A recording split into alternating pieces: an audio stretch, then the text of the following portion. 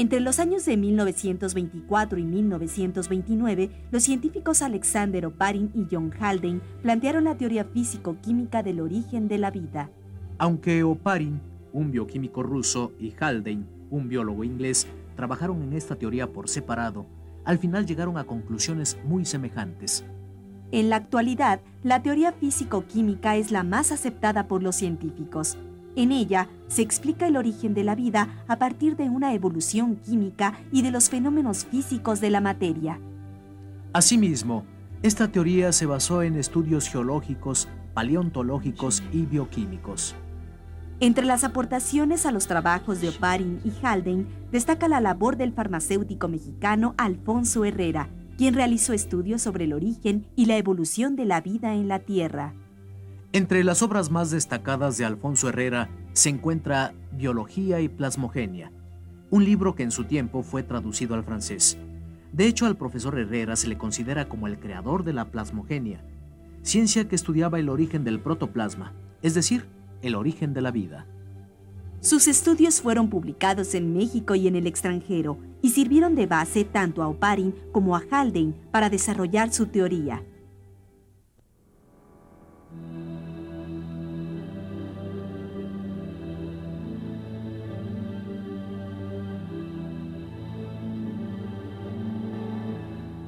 De acuerdo con la teoría físico-química, hace unos 5.000 millones de años, la Tierra acababa de formarse a partir de una nube de gas de hidrógeno. De manera simultánea a la formación de la Tierra, se originaron el Sol y los demás planetas del Sistema Solar. Al principio, la temperatura de la Tierra era extremadamente alta, pero poco a poco se fue enfriando y comenzaron a formarse los grandes océanos primitivos. En aquel entonces, la atmósfera de la Tierra era muy diferente a la actual. Predominaban en ella el vapor de agua, el metano, el amoníaco, el dióxido de carbono y el hidrógeno. A diferencia de lo que sucede en nuestros días, en esa fase inicial, todo tipo de radiaciones solares llegaban a nuestro planeta, desde los rayos ultravioleta hasta los infrarrojos. Además, había una gran cantidad de erupciones volcánicas y mucha energía producida por los rayos y los truenos. En los océanos primitivos llenos de elementos y compuestos inorgánicos comenzó la evolución bioquímica.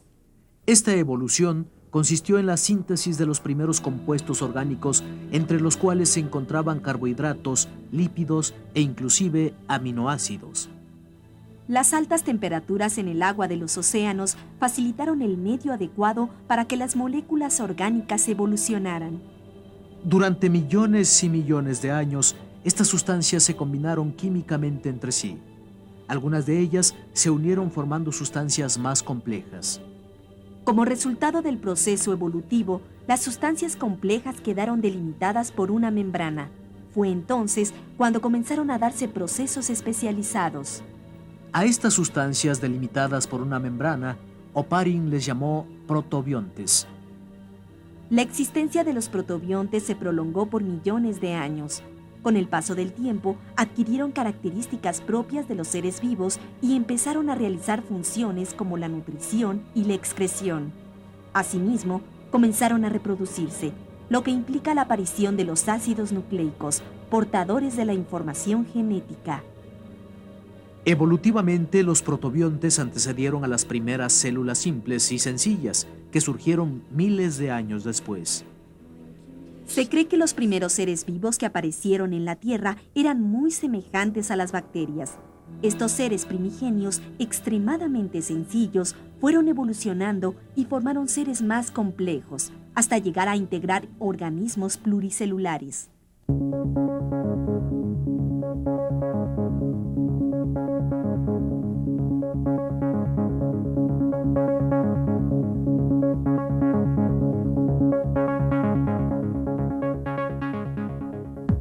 En 1953, los químicos estadounidenses Stanley Miller y Harold Urey intentaron reproducir en un laboratorio las condiciones sugeridas por Oparin y Haldane en su teoría. Miller y Urey crearon un aparato en el cual reprodujeron las condiciones de la Tierra primitiva planteadas por la teoría físico-química del origen de la vida. El aparato consistía en varios recipientes conectados entre sí. Con el fin de recrear las condiciones de la atmósfera primigenia de la Tierra, colocaron en los recipientes 2 electrodos: agua, metano, amoníaco e hidrógeno. Mediante los electrodos produjeron descargas eléctricas que hacían saltar chispas semejantes a las generadas por los relámpagos. El agua, que simulaba los océanos primitivos, fue llevada al punto de ebullición. En ella se introdujeron una multitud de moléculas inorgánicas a partir de las cuales debían formarse seres vivos simples y sencillos. El experimento se prolongó durante varias semanas. Los científicos advirtieron que en el agua y en las paredes de los recipientes se habían acumulado algunas sustancias. Al analizarlas, Miller y Urey se dieron cuenta de que se trataba de varios compuestos orgánicos, entre ellos 4 aminoácidos diferentes, los cuales intervienen en la formación de las proteínas. Con su experimento, los científicos estadounidenses lograron comprobar que a partir de los compuestos inorgánicos se formaban compuestos orgánicos.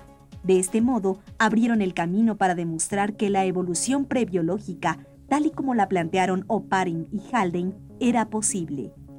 Desde entonces, se han realizado experimentos parecidos a los de Miller y Urey, pero variando las cantidades y los tipos de gases.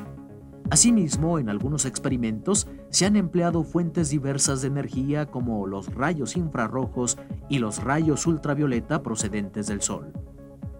La mayoría de estos experimentos obtuvieron una gran diversidad de compuestos orgánicos que forman parte de los seres vivos.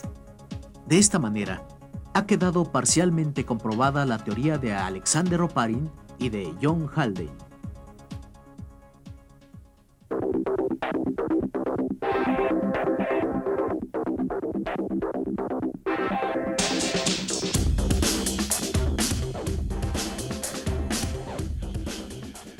Los experimentos realizados para comprobar la teoría físico-química han logrado demostrar que es factible que el origen de la vida haya sido tal y como lo expusieron Oparin y Haldane.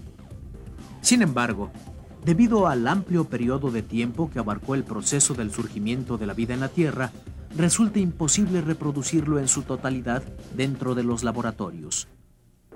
Pensemos simplemente que este proceso se extendió a lo largo de millones de años. El obstáculo del tiempo ha puesto a los científicos frente a un difícil escenario, pues tal vez nunca se llegue a conocer cómo se formaron los primeros organismos que habitaron nuestro planeta. A pesar de este inconveniente, la teoría físico-química ha permitido dibujar una imagen bastante cercana a lo que pudo haber sido el génesis de la vida en nuestro planeta.